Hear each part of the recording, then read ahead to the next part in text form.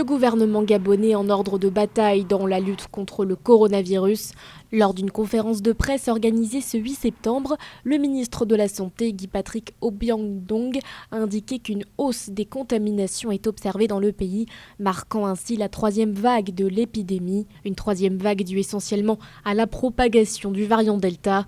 Selon le ministre de la Santé, la majorité des personnes qui présentent des formes graves du virus sont des personnes qui ne sont pas encore vaccinées.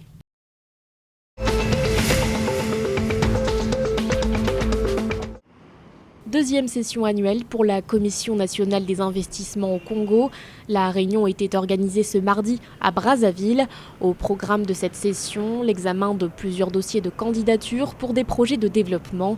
Si au total 13 dossiers ont été passés au crible, 12 entreprises ont été retenues. Elles vont ainsi investir dans plusieurs secteurs dont les télécommunications, l'agriculture, l'industrie ou encore les transports. Selon la Commission, ces projets représentent des investissements de près de 100 milliards de francs CFA.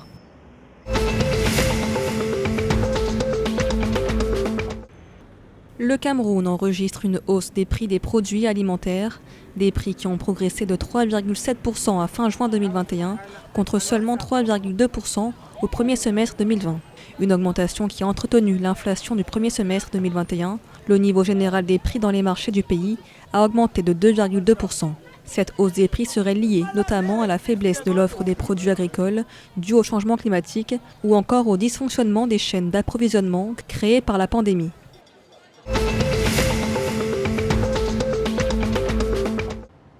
Vers une collaboration entre le Gabon et la France pour la mise en place d'un forum d'affaires pour la création des chaînes de valeur durables en Afrique.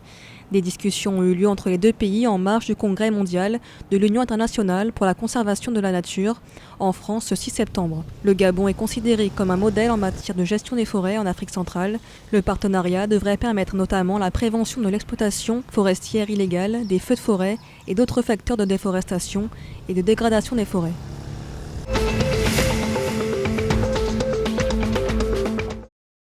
Une nouvelle marche de prévue pour Wakil Tama, ce mouvement tchadien composé d'organisations de la société civile et de partis politiques d'opposition, a annoncé lors d'une conférence de presse la tenue d'une nouvelle marche prévue pour ce samedi dans la capitale.